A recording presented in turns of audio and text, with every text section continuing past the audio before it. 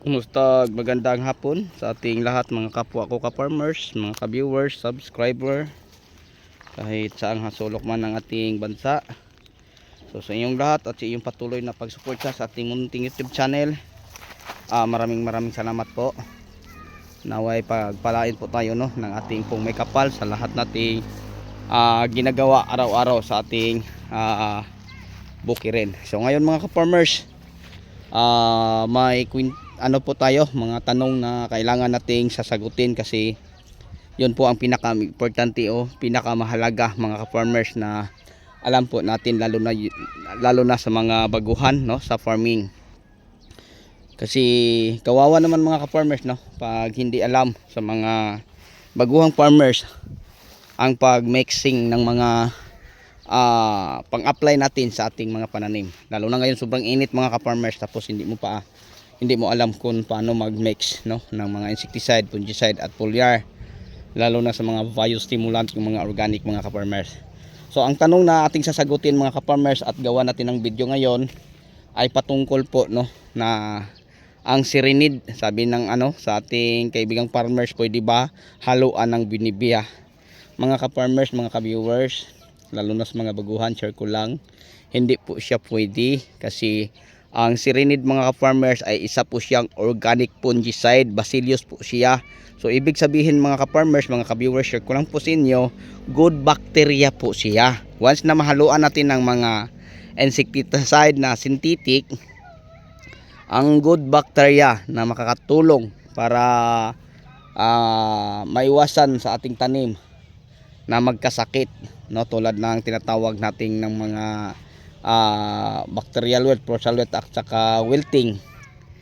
So wala nang mag-control sa bad bacteria kung halimbawa ang good bacteria ay mamamatay sa ginagamit nating mga synthetic. Kaya nga advice ko lang sa mga baguhan, sana po ay nakakatulong po sa inyo pag mag-spray kayo ng mga organic, lalo na pag sirinid, good bacteria siya, wag lang nating haluan ng scientific na mga insecticide kasi mamamatay po ang good bacteria na nandoon sa ating ina-apply.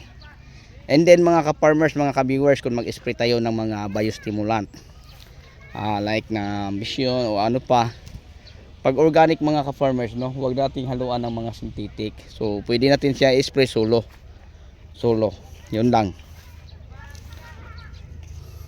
And then may isang tanong pa, pwede ba daw siya mag-spray ng insecticide sabay ang fungicide? Ang sagot po natin ay pwede, basta compatible lang.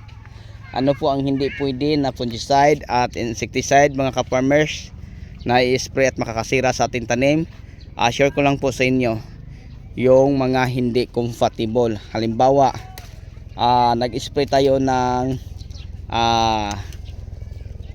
fungicide, lalo na ngayon mainit. So ang gamit natin mga ka-farmers ay Ditin, example. So ang Ditin hindi natin haluan ng mga insecticide tulad ng alika kasi makasira sa iyong tanim. So yun po mga ka-farmers, ang advice ko po sa inyo na wag nating haluan. Okay, so pag halimbawa mga ka-farmers, mag-spray tayo ng mga insecticide, fungicide na compatible mga ka-farmers, share ko lang po sa inyo, pwede din natin sila sabayan ng foliar. So may magandang epekto din mga ka-farmers kasi ang foliar mga ka-farmers, pwede natin siya ihalo kahit anong klaseng insecticide o fungicide. Yung mga foliar na mga synthetic, pwede siya. Pero pag magamit tayo ng mga organic, mga biostimulant mga ka-farmers, ay solo lang po siya. Okay? So may mga fungicide naman mga ka-farmers na solo nating spray at hindi din natin paghaluan, yung mga AI na ka-Ferbis, solo lang siya. Like example, tulad ng Nordox, isolo lang po din natin siya mga ka-farmers. Cuprabit, solo lang din. Kuside, Pungguran. So yung mga ka-Ferbis na yon na mga fungicide na ating nabanggit, pag i-spray natin sila mga ka-farmers, solo lang.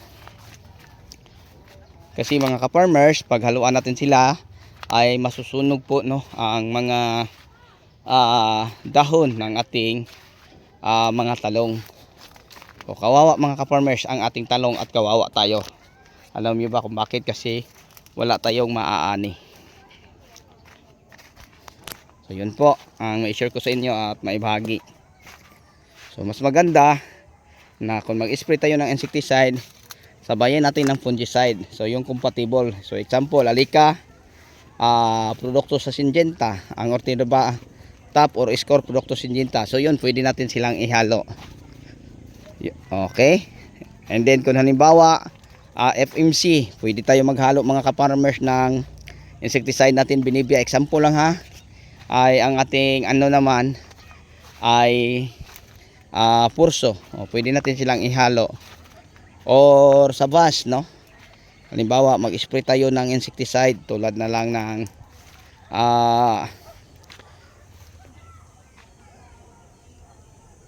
Kotitso. So pwede natin Cabrio.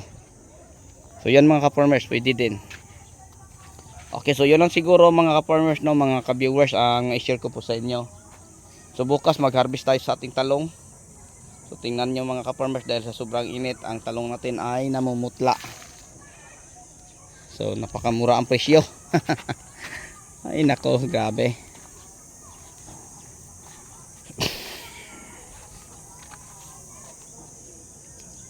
So napipitasan natin to kahapon, then bukasan naman pitas na naman uli.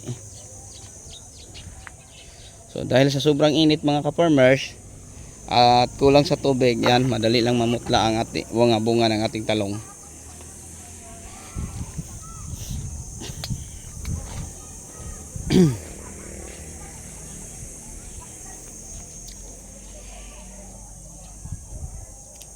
Okay, so maraming beses na po natin to napipitasan mga ka-farmers ha.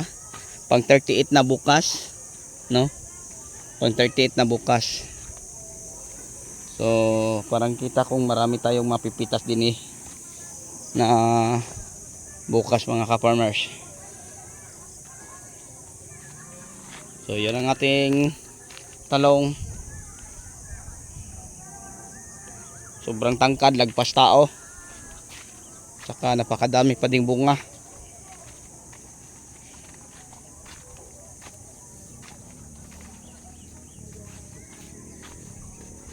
So yun ang talong na ating pipitasan bukas.